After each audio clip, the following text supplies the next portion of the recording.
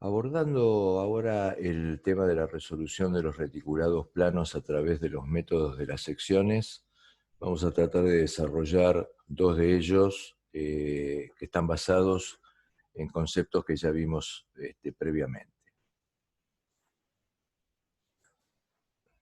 Para ello vamos a recordar primeramente un concepto clave que tiene que ver con la transmisión de esfuerzos en las barras de un reticulado, y es que las cargas los reciben los nudos y se transmiten axialmente por las barras. Entonces, ante la acción exterior, el reticulado resiste por un sistema interno y de sentido contrario, y eso es el esfuerzo de la barra. Cuando tenemos una situación como esta, donde las cargas, que son los esfuerzos internos, actúan contra las secciones de la barra en particular, en ese caso tenemos esfuerzos de compresión y dijimos que los íbamos a considerar como esfuerzos negativos. En el caso contrario, tendremos esfuerzo de tracción. Entonces, el primero de los dos métodos que vamos a trabajar dentro del esquema de método de las secciones es el método de Ritter. Por este método podemos determinar el esfuerzo de una barra cualquiera sin necesidad de calcular el resto de la estructura, siempre que sea posible dar una sección a la estructura que la divida en dos partes, como se ve aquí, esta sección ABC divide en parte izquierda y parte derecha, y que solo corte a tres barras. Esa es la posibilidad de resolver que tenemos. Una o varias de las cuales son las que pretendemos calcular.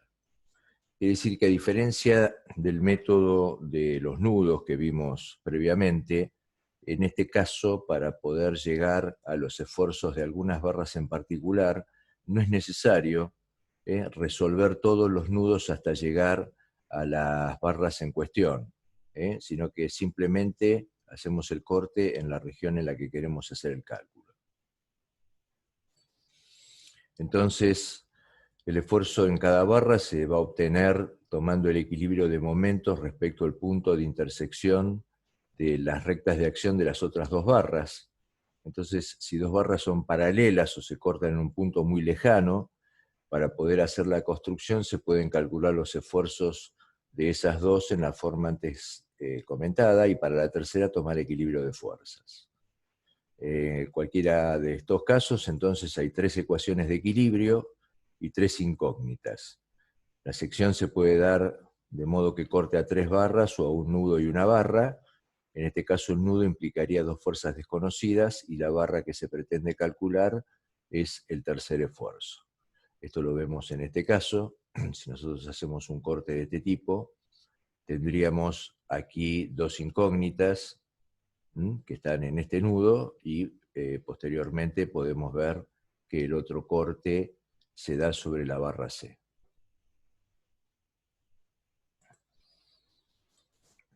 Entonces, una vez hecho esto, nos encontramos frente a la configuración que ya vimos para la solución gráfico-numérica de Ritter, que estaba basada en la solución analítica del teorema de Varignon, que en términos generales planteaba este concepto, pero que en forma resumida Ritter simplificaba la solución adoptando como centros de rotación los puntos de intersección de las direcciones de las rectas de acción. Para decir que en este caso, en el caso de un reticulado, la solución de Ritter lo que hace es, por ejemplo, tomar momentos respecto de los puntos de intersección de dos barras para conocer el valor del esfuerzo interno de la barra resultante a través del teorema de Varignon. Otro de los métodos que en este caso es puramente gráfico es el método de las secciones de Kuhlmann. Este método se basa en practicar un corte imaginario en la estructura, como hemos visto recién en el caso de Ritter, y establecer a continuación las condiciones de equilibrio que cada una de las partes en que se ha dividido el conjunto. El corte imaginario debe comprender las barras objeto de estudio, es decir, este corte, igual que en el caso de Ritter, se hace en aquella zona de la estructura reticulada donde necesito hacer el cálculo de los esfuerzos internos de esa barra. Este corte pone de manifiesto los esfuerzos internos a calcular, dado que cada vez que practicamos un corte imaginario en una estructura, para restablecer el equilibrio debemos poner los esfuerzos internos que equilibrarían al sistema y que son el efecto de la parte que hemos retirado de la estructura. Los esfuerzos internos de las barras deberán equilibrar las porciones de estructuras obtenidas luego del corte y actuarán en la dirección de las mismas barras, es decir, que solo serán de tracción o compresión. Una vez que hayamos hecho este planteo, que ahora vamos a ver un poco el paso a paso en un ejemplo en particular, debemos restablecer o establecer la resultante de las fuerzas que actúan a uno de los lados del corte. Por ejemplo, si de los dos cortes que significan, o de las dos estructuras parciales que resultan de un corte determinado, si tomamos el lado izquierdo, que incluye, por ejemplo, la reacción del apoyo RA, entonces, bueno, vamos a tener que establecer la resultante de todas las fuerzas que actúan a la izquierda de ese corte imaginario. De este modo, conociendo la resultante, sabemos inmediatamente el valor, la recta de acción y todos los datos del equilibrante, ya que esa equilibrante es igual y contraria a la resultante. En este caso, lo que debemos hacer por el método de Kuhlmann es entonces a esa equilibrante descomponerla en tres direcciones, que justamente van a ser las direcciones de las barras de esfuerzos internos incógnita. A través de este método obtendremos entonces el valor de los esfuerzos internos. Si los esfuerzos hallados se dirigen entrando a la sección de las barras a la izquierda del corte, los esfuerzos serán de compresión. Caso contrario, de tracción.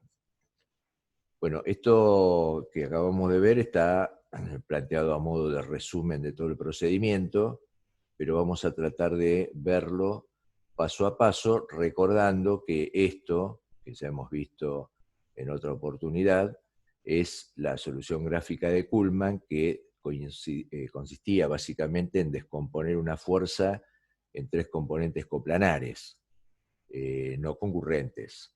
Por eso que debemos recordar de alguna manera cómo se generaba, digamos, esta solución de Kuhlmann, para lo cual decíamos que la fuerza a descomponer era el equivalente a la suma vectorial de tres fuerzas incógnitas que iban a actuar según tres rectas de acción conocidas.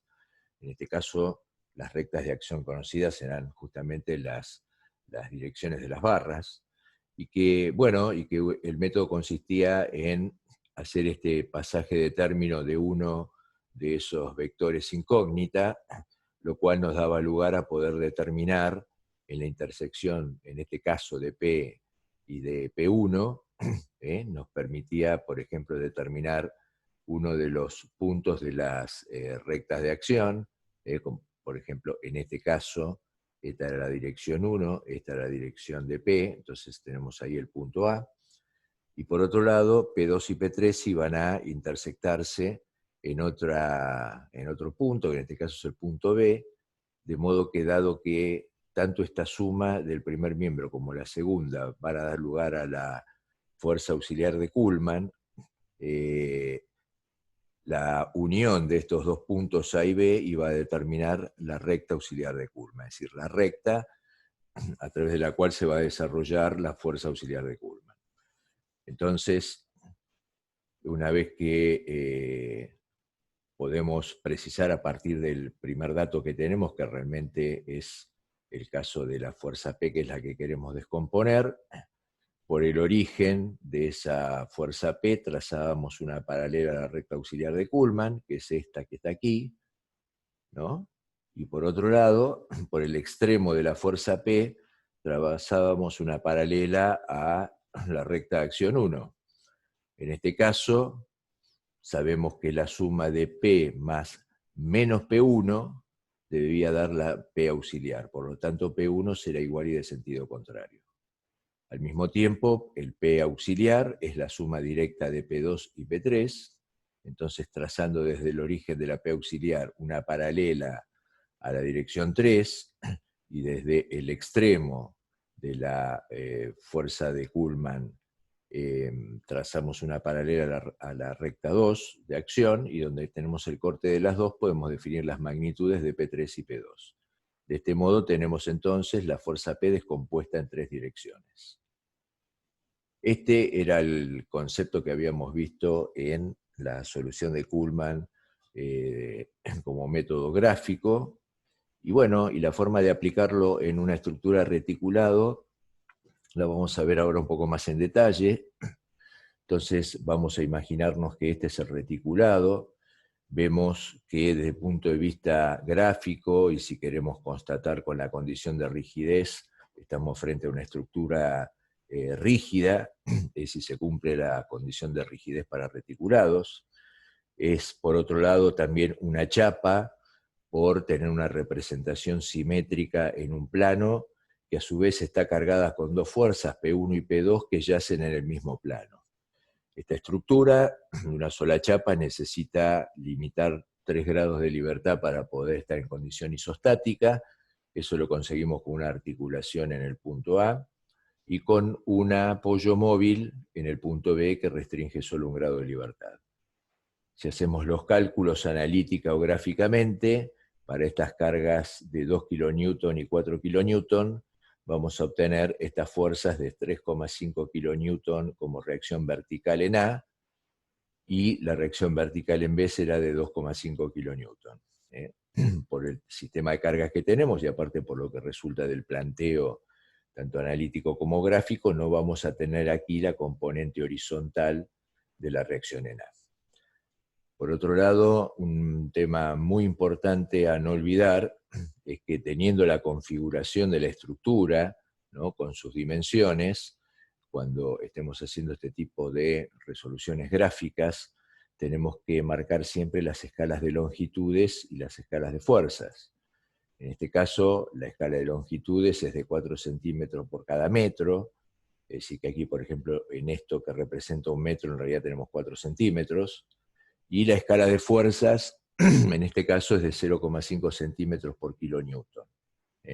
Vale decir que este tramo que tenemos aquí, que es de 2 centímetros, está representando a 4 kilonewton de fuerzas. Todas las representaciones, tanto geométricas de la estructura como de los vectores de fuerzas, tienen que estar de acuerdo a estas escalas. En esta estructura, entonces, tenemos un digamos, reticulado en el cual tenemos la intención de conocer los esfuerzos internos en las barras 1,2, 1,4 y A4, ¿sí? Para ello, entonces, hacemos este corte imaginario, justamente tratando de dividir el reticulado en 2 partes, donde el corte se tenga que manifestar a través de las barras de las cuales quiero saber sus esfuerzos internos. Entonces, esto resulta, como ocurre siempre que quiero plantear el equilibrio de un cuerpo sólido, y lo vamos a seguir viendo en el futuro en todas las aplicaciones, en cualquier estructura sólida, en cualquier cuerpo, cada vez que yo haga un corte imaginario, dado que se supone que cada una de las partes va a seguir quedando en equilibrio, ese equilibrio se restablece a través de los esfuerzos internos que se ponen de manifiesto con el corte. Es decir, que básicamente nosotros en este tipo de resoluciones gráficas, que también después se pueden tornar en analíticas, pero como concepto, el hecho de realizar un corte de una estructura implica que, dado que sabemos que está en equilibrio, tenemos que ver cuáles son los esfuerzos internos que normalmente no vemos si no hacemos un corte, dado que estos son esfuerzos que son interiores a las barras. Entonces, cuando hacemos este corte imaginario, esos esfuerzos se ponen de manifiesto. Entonces aquí tenemos el mismo esquema anterior, con este plano que iba a ser el de corte, y una vez que hacemos eso, ponemos en evidencia los esfuerzos internos, que son fuerzas, ¿verdad?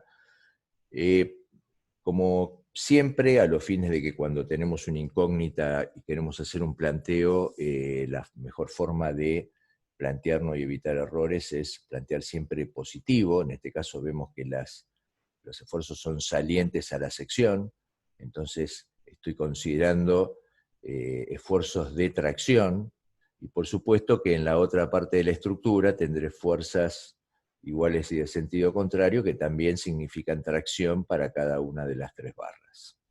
Entonces, este esquema me va a permitir ahora decidir si quiero resolver el tema desde el punto de vista del lado izquierdo o del lado derecho, cosa que tiene que ser equivalente porque, bueno, el esfuerzo de la barra dijimos que era único y que tampoco podía ser a su vez de compresión y de tracción, o sea que es un valor único entre los puntos o nudos 1 y 2, por ejemplo, 1 y 4 y A y 4.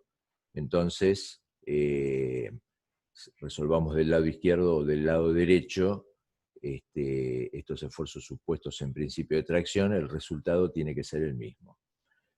Como hemos comentado en otras situaciones, a los fines de lograr un resultado más rápido, cuestión que ingenierilmente siempre es importante, y además también desde el punto de vista de recorrer un camino más corto para evitar errores, lo que nos conviene siempre es resolver del lado que no sea más sencillo tanto geométricamente como desde el punto de vista de las cargas. En este caso, en realidad, tenemos dos cargas del lado izquierdo y dos del lado derecho, ¿no? Tenemos las dos cargas activas, una en cada lado, las dos reactivas también una en cada porción de la estructura, pero bueno, a los fines de resolver geométricamente vamos a elegir en este caso el lado izquierdo. Entonces vamos a ver cómo aplicamos la metodología de Kuhlmann en este caso en particular. Entonces, para ello nos quedamos simplemente con la sección izquierda. Entonces, graficamos no solo la parte geométrica correspondiente, sino además todas las fuerzas que están actuando. P1, recordamos, es una carga activa de 2 kN que actúa en el nodo 1. La reacción en A es un esfuerzo reactivo justamente de 3,5 kN. Habíamos dicho que para la estructura, independientemente si las cargas son activas o reactivas, estas dos fuerzas son fuerzas externas, que son las que van a generar los esfuerzos internos de las barras, que son los que queremos calcular. En este caso, para la sección esta que habíamos considerado. Entonces, un primer paso que tendríamos que hacer, una vez que hemos definido esto, es tomar del lado izquierdo tanto fuerzas activas como reactivas, no las internas aún, tenemos que tratar de obtener la resultante. ¿Sí? Entonces, la resultante, por ejemplo, en este caso, está hecho a través del método de un polígono funicular, ¿sí? En principio, un polígono de fuerzas que establece, por ejemplo, desde aquí hacia arriba la fuerza que es la reacción en A, luego plantea la fuerza P1, que va en sentido contrario, y de modo que entre el origen de la primera y el extremo de la última tenemos aquí la resultante que va a ser hacia arriba, cosa que claramente surge cuando vemos que la reacción en A es 3,5 kN y la carga activa P1 es de 2 kN y es descendente, o sea que la reacción de estas dos fuerzas, o la resultante mejor dicho, va a estar dada por una fuerza que va a estar en una recta de acción vertical y con sentido hacia arriba, y de un valor de 1,5 kN, que es esta diferencia. Ahora, la forma de interpretar cuál es un punto de la recta de acción de esta resultante es a través del polígono funicular. Y esto debemos hacerlo así porque recordemos que en este caso las fuerzas no son concurrentes. Entonces no nos alcanza el polígono de fuerzas, sino que tenemos que trazar un polígono funicular. En ese sentido, entonces, lo que hacemos es, una vez construido este polígono de fuerzas, elegimos un polo, tiramos los rayos polares desde el comienzo de la primera fuerza, que es el rayo 1, al extremo de la primera fuerza, que es el rayo polar 2, y a su vez, dado que este rayo 2 también es origen de la segunda fuerza, que es P1 en este caso, tiramos hacia su extremo el rayo polar 3. Finalmente, vamos a determinar que la resultante va a estar en la intersección de estos dos rayos polares, ¿no? Del 1 y del 3, que son los rayos polares extremos. Entonces, aquí aplicamos la metodología ya conocida, trazamos una paralela al rayo polar 1, ¿sí? Esto va a cortar aquí a la recta de acción A, que es a la cual pertenece ese rayo polar, por donde intersectamos en este punto, trazamos una paralela al rayo polar 2, porque también está asociado al vector de la fuerza RA, que es este que está aquí, y finalmente este rayo polar 2, dado que también es origen de la fuerza P1, tendrá aquí que cortar a la recta de acción de P1, que es la que tenemos aquí abajo, y por acá pasar al último rayo polar, que es el 3, que en este caso es horizontal. Nuevamente planteándonos que la intersección entre los rayos polares extremos nos va a dar un punto de la recta de acción de la resultante, entonces hacemos la intersección entre el rayo polar 1 y el rayo polar 3 que están proyectados en este gráfico, y aquí tenemos un punto de la recta de acción de la resultante. Por lo cual la resultante va a pasar por aquí y va a tener el valor que dijimos de 1,5 kN hacia arriba, ¿verdad? Aquí quiero aclarar algo, que es lo que también hablamos varias veces. Yo puedo llegar a tener este esquema, pero a lo mejor estas magnitudes de fuerza desde el punto de vista gráfico no resultarme muy convenientes para resolver el problema. Por lo tanto, fíjense que aquí hemos cambiado la escala de fuerzas. En lugar de ser 0,5 centímetros por kilonewton para tener una gráfica con vectores más grandes, hemos cambiado por una escala de 1 centímetro por kilonewton. El cuidado a tener, una vez que yo sé que este es el valor de la resultante, dado que 1 centímetro, que es esta dimensión, es 1 kilonewton, acá estamos teniendo 1,5 kilonewton, pero bueno, cuando volvemos al gráfico original tenemos que respetar la escala que tiene, por eso aquí el vector R aparece en la mitad del tamaño del que aparece en esta construcción auxiliar. Entonces, lo que hemos hecho hasta ahora es no trabajar aún con las incógnitas, que son los esfuerzos internos de las barras, pero sí hemos obtenido la resultante de las fuerzas activas y reactivas que actúan sobre el lado izquierdo de la estructura.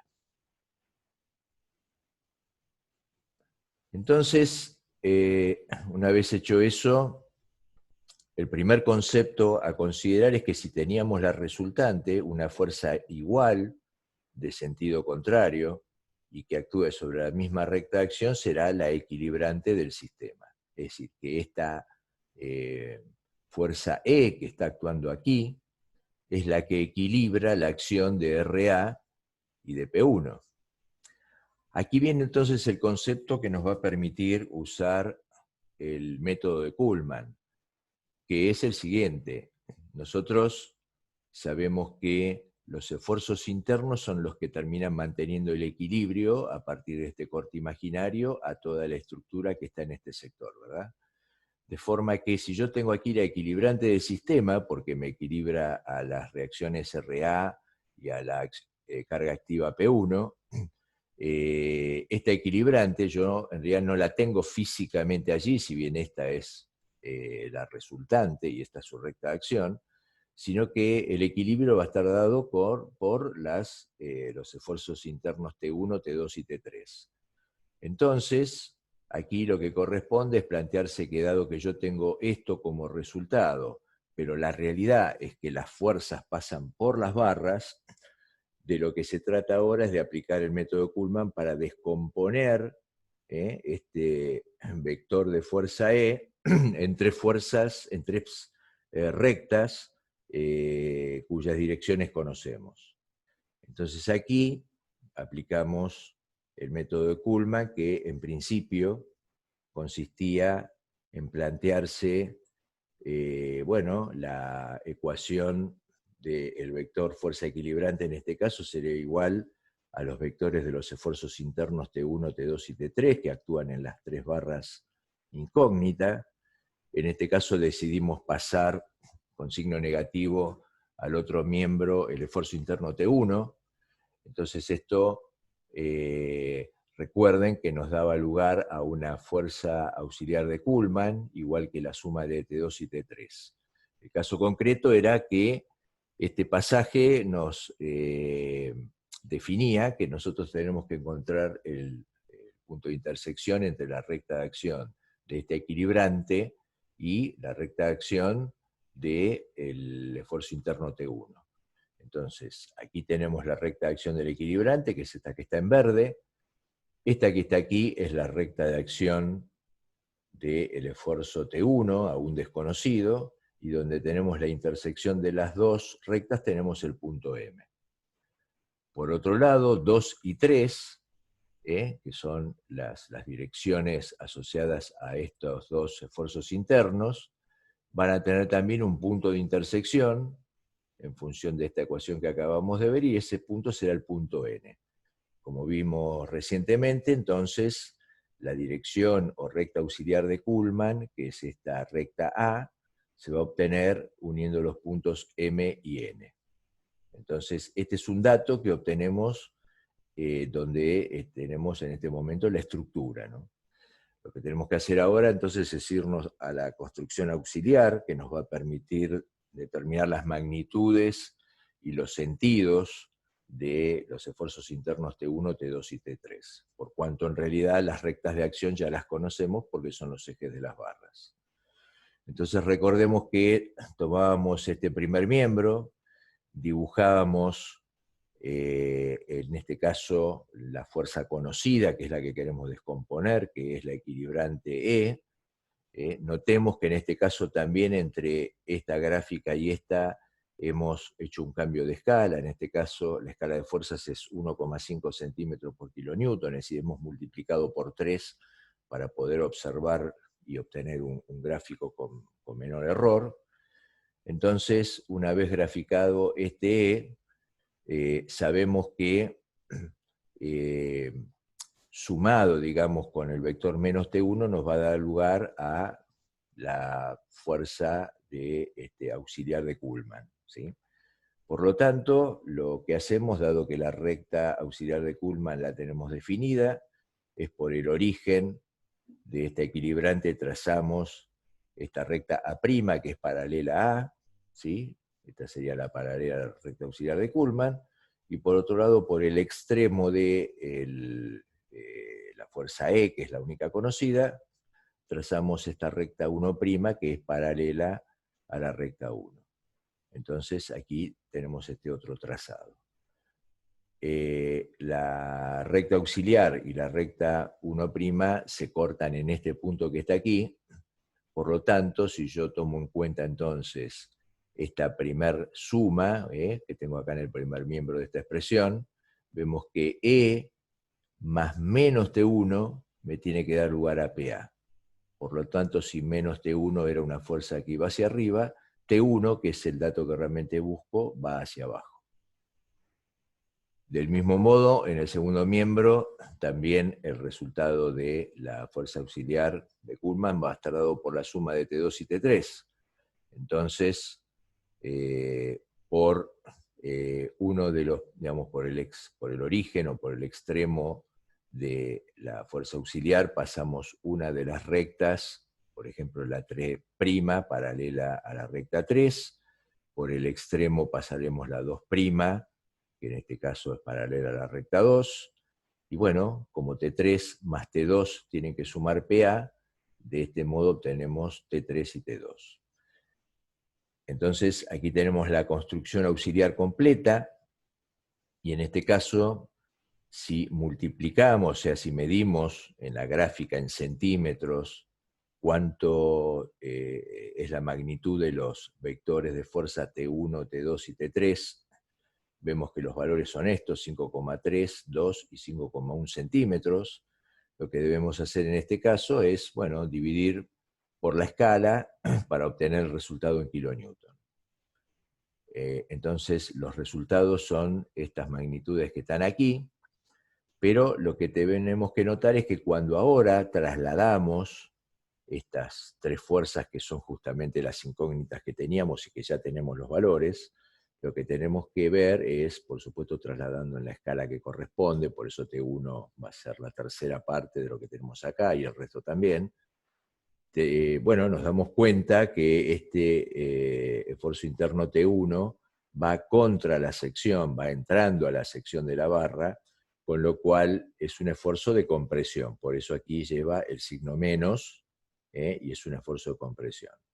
En el caso de la fuerza o esfuerzo interno T2, también es entrante a la sección, por lo tanto también tiene un valor negativo y es de compresión. Y por el contrario, el esfuerzo interno T3, que es el que actúa en esta barra, es un esfuerzo que es saliente a la sección, por lo tanto es un esfuerzo de tracción y lo vamos a representar con un número positivo, ¿no? Nunca debemos olvidar las unidades. Y bueno, y esta es una metodología en la que muchas veces está usada en mecánica racional, da digamos, una forma de poder resolver problemas de manera gráfica cuando se dan las condiciones que hablamos previamente, ¿no? Es decir, básicamente que yo tenga la posibilidad de dividir la estructura en dos partes y que lo haga cortando simplemente 3 barras. ¿Por qué 3 barras? Porque por Kuhlmann en el plano solo puedo, digamos, descomponer una fuerza en 3 direcciones no concurrentes. Si fueran 4 barras ya esa no sería la posibilidad de solución que tengo. Y bueno, esto que hemos llegado a ver hasta acá es todo en cuanto a lo que tiene que ver con reticulados planos, el día de hoy asociado a los métodos de las secciones. Entonces ya tenemos algunas herramientas definidas para resolver problemas de reticulados, que son herramientas gráfico-analíticas, o sea, por un lado gráficas y por otro lado analíticas, como el método de los nudos. Y en este caso, los métodos de las secciones, tenemos una solución que es de tipo gráfico numérico como es la de Ritter y una solución puramente gráfica como es la de Kuhlmann.